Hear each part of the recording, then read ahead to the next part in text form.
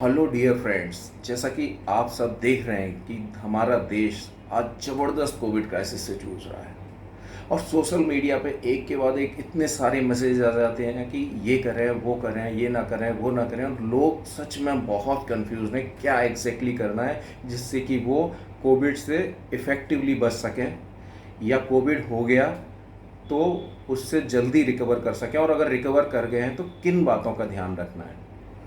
मैं doctor Praveen Gupta, child specialist, आज इसी चीज़ पे कुछ क्लियरिटी आपको देना चाहता हूँ। मैं 5 पॉइंट सबसे पहले आपको बताना चाहूँगा कि कोविड से कैसे आपको बचना है। सबसे पहली चीज़, जैसा कि साल भर से कह रहे हैं, sanitization, mask and social distancing. तो बेस्ट वे सोशल डिस्टेंसिंग का क्या है कि आप जहाँ तक हो सके अपने घर में रहें, खासकर जब तक आपके घर में कोविड वायरस नहीं आया। अगर बाहर भी आपको निकलना पड़ता है तो भीड़ वाले एरिया में बिल्कुल ना जाएं, जाने से बचें, खासकर क्लोज भीड़ वाले एरिया में बचें। जो कहते हैं कि 1.5 से 2 मीटर की डिस्टेंस आपको रखनी है, वो मिनिमम डिस्टेंस मेंटेन करनी है। ऐसा नहीं कि 1.5 से 2 मीटर की डिस्टेंस पे आप कितने भी टाइम रह सकते हैं। कोई पेशेंट को कोरोना का एक कमरे के अंदर है तो उस पूरे कमरे के अंदर वायरसेस है, तो आपको अपना सेंस पहले यूज़ करना है। जब भी बाहर निकलें, खुले एरिया में ज़्यादा रहने की कोशिश करें, अपना मास्क हमेशा लगा के रखें, पहली चीज़। और सैनिटाइज, हाथ को बार बार सैनिटाइज करते रहें। दूसरी वेरी वेरी इंपॉर्टेंट थिंग कि वैक्सीन पे कोई डाउट ना करें। वैक्सीन जितनी जितनी जल्दी से जल्दी आपको मिल सकती है, आप प्लीज़ ज़रूर लगवाएं विदाउट एनी डिले। वो दूसरा आपका सबसे बड़ा हथियार होगा कोविड से लड़ने का। तीसरी चीज़, अपनी हेल्थ का पूरा पूरा ध्यान रखना। यही टाइम है अपनी हेल्थ का ध्यान रखने का। हमेशा हम लोग पोस्टपोन करते रहते हैं, फिर कहते हैं कि कैसे इनको समझाया जाए, भगवान ही ने समझाएगा, ठीक है ना। लेकिन यही टाइम है कि भगवान आपको समझा रहा है। अगर अभी भी आप ना समझे तो फिर सच में प्रॉब्लम हो जाएगी, देर हो जाएगी, फिर कुछ बचेगा नहीं। तो उसमें क्या रखना है कि सबसे पहली चीज़, आपको अपनी डाइट का ध्यान रखना है। आपको हेल्दी डाइट लेनी है और वो टाइमली लेनी है। जंक फूड कुछ समय के लिए अवॉइड करें, बेसमय डाइट अवॉइड करें, और पानी की क्वांटिटी थोड़ी सी नॉर्मल से ज़्यादा लें, जो आपकी हेल्थ को इम्प्रूव करेगा। सेकेंड थिंग, आप अपनी फिजिकल फिटनेस पर बहुत ध्यान दें। नॉर्मल लोगों से मेरी उम्मीद है कि 45 मिनट से लेके 1 घंटे तक डेली विगरसली फिजिकल एक्टिविटी करें, जिससे आपकी फिजिकल हेल्थ इम्प्रूव हो। और अगर आप इतना नहीं कर पा रहे हैं, ओल्ड एज है, जो भी है, तो जितना कर सकते हैं उतना ज़रूर करें। तीसरी चीज़ है कि प्राणायाम जरूर करें। प्राणायाम से क्या होगा कि हम यूजुअली अपने लंग की 30 से 35% कैपेसिटी ही यूज़ कर पाते हैं, लेकिन प्राणायाम जब आप करते हैं या बहुत डीप ब्रीदिंग करते हैं तो आप अपने लंग की मे बी 50 to 70% तक कैपेसिटी यूज़ कर पाते हैं। तो अगर किसी को सीवियर कोविड इन्फेक्शन हो रहा है, चेस्ट में अगर बहुत ज़्यादा निमोनिया, तो उस समय ऑक्सीजन लेवल को मेंटेन करने में ये बहुत क्रिटिकल होगा। उसके बाद मेडिटेशन का रोल है। मेडिटेशन आपके माइंड को बहुत पॉजिटिव रखता है, आपको कूल एंड काम रखता है, और आपके अंदर की प्राण ऊर्जा को बढ़ाता है। सुदर्शन क्रिया मेडिटेशन और प्राणायाम की को मिक्स करके एक बहुत अच्छी क्रिया है, जो आपकी हेल्थ के लिए बहुत बेनिफिट दे सकती है। तो कृपया, अगर आर्ट ऑफ लिविंग से आप वो सीख सकते हैं तो ज़रूर सीखें, नहीं तो किसी भी तरह का प्राणायाम या डीप ब्रीदिंग करें। एक बहुत ही शॉर्ट में मैं बताऊंगा कि ये प्राणायाम, सुदर्शन क्रिया, इवन मंत्र चैटिंग और फिजिकल फिटनेस के लिए जो आप कर रहे हैं, इन सब का क्या रोल है। ये सब आपकी प्राण ऊर्जा को बढ़ाते हैं। बहुत सिंप्लीफाइड वे में बता रहा हूँ, ये सब आपकी प्राण ऊर्जा को बढ़ाते हैं। तो अगर आपकी प्राण ऊर्जा हाई रहेगी तो आपके प्राण निकलने के चांसेस कम रहेंगे।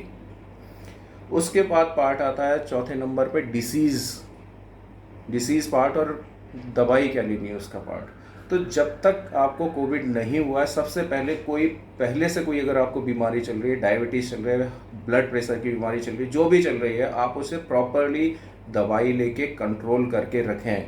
अपने डॉक्टर से उसके लिए कंसल्टेशन में रहें, क्योंकि दो चीज़ें अगर एक साथ हो जाएंगी तो 1 और 1 11 होता है, आप बिल्कुल लड़ना मुश्किल हो जाएगा।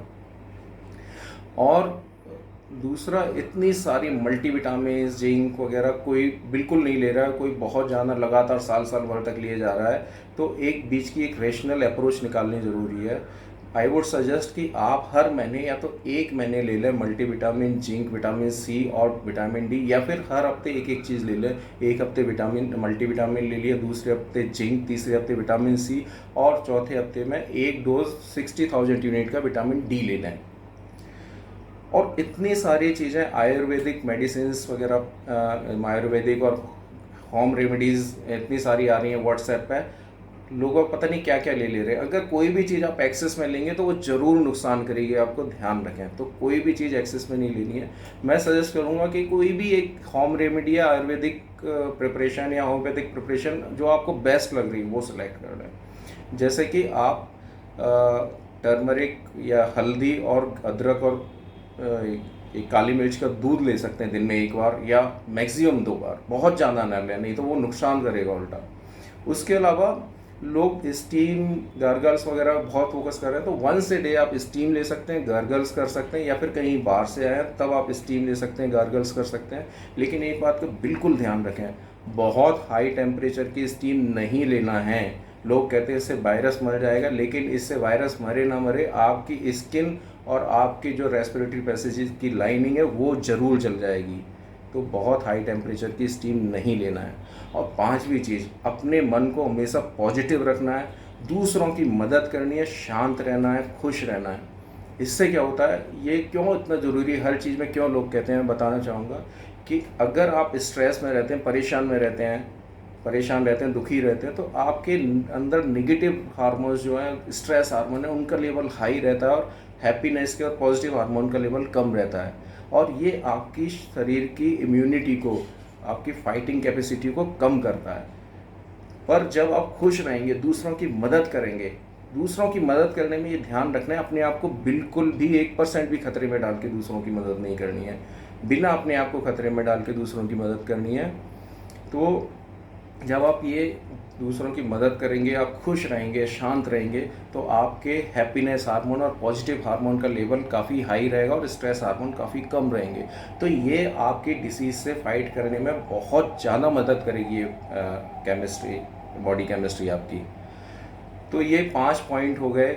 सबसे पहला, आपको सैनिटाइजर, मास्क और सोशल डिस्टेंसिंग का ध्यान रखना है। दूसरा, वैक्सीन ज़रूर लें। तीसरा, अपनी हेल्थ पे ध्यान रखने का, ये बहुत ज़रूरी टाइम है।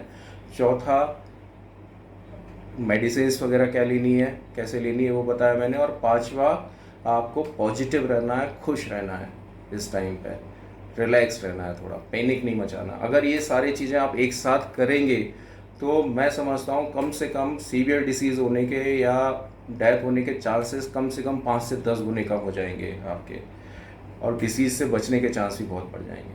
फिर अगर आपको डिसीज़ हो गई है एक्चुअली, तो क्या करना है। इनिशियली 95 to 98% केस में ये सिंपल वायरल फीवर की तरह है, आपको डरने की ज़रूरत नहीं है। अगर आपको फीवर हो रहा है, लूज मोशन हो रहा है, टेस्ट चला गया या हल्का फुल्का कफ कोल्ड है, इन सब में कोई वरी करने की ज़रूरत नहीं है। नॉर्मल क्रोसिन लें, मे बी मल्टीविटामिन वगैरह कुछ थोड़ा बहुत ले सकते हैं, और अपने डॉक्टर से खास कंसल्टेशन में ज़रूर रहें। अगर पॉसिबल हो तो ऑनलाइन या टेलीफोनिक कंसल्टेशन में रहें। और अगर कॉम्प्लिकेशन होने लगते हैं, यानी कि ये इन्फेक्शन आपकी चेस्ट में जाने लगता है, तो ये आपके लिए प्रॉब्लम है। और उस समय आपको इस चीज़ को जल्द से जल्द पकड़ना है, और जल्द से जल्द इसका अगर इलाज शुरू होगा तो आप सीवियर कॉम्प्लिकेशन से और लाइफ थ्रेटनिंग कॉम्प्लिकेशन से बच सकते हैं। तो उसके लिए क्या करना है, अगर आपको सडनली बहुत वीकनेस लगने लगती है, बहुत सीवियर हेडेक हो रहा है, माइंड में कन्फ्यूज़न होने लगा है एकदम से, या फिर आपको पानी की कमी होने लगी, डिहाइड्रेशन होने लगा, या फिर आपको सांस फूल रही है थोड़ा बहुत रूटीन काम करने में भी, या आपका ऑक्सीजन सैचुरेशन कम हो रहा है, तो तुरंत अपने डॉक्टर को इन्फॉर्म करें। जो भी वो एडवाइस करते हैं, सीटी स्कैन या कुछ ब्लड टेस्ट, और जो भी दवा वो एडवाइस करते हैं, वो ज़रूर जल्द से जल्द स्टार्ट करें। तो जिससे कि जल्दी अगर आप उस पर एक्ट करेंगे तो आप की स्थिति बिगड़ने के चांसेस बहुत कम होंगे।